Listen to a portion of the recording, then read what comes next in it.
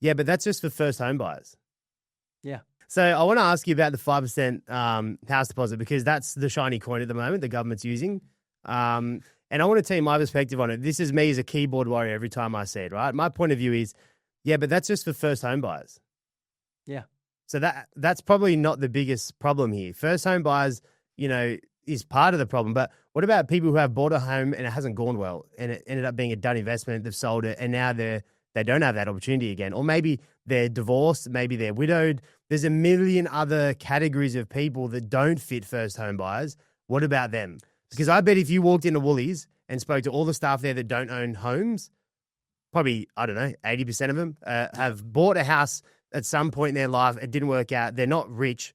They're not sitting on a massive capital investments. They don't have superannuation. Yeah. And So who the hell's helping them? All right. So I will give, and I'm struggling to do this because my Instagram.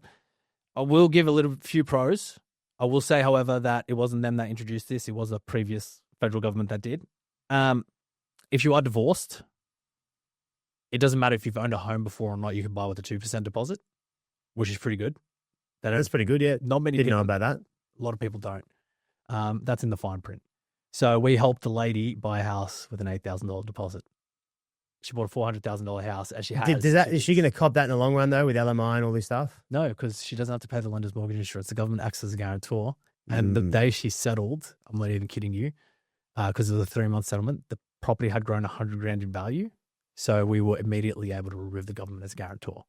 So that's a unicorn story. Yeah, that doesn't happen. Yeah, that doesn't happen often, and it's very hard to qualify for those loans. And you've got to be living in specific areas. So there is a single parent guarantee that can help people purchase with a 2% deposit.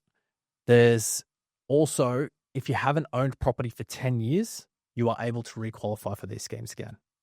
So if you bought and sold 10 years ago, hard on your luck, you finally fixed your credit, things are going okay, and you've got a 5% deposit and you owned a property 10 years ago plus, yep, okay.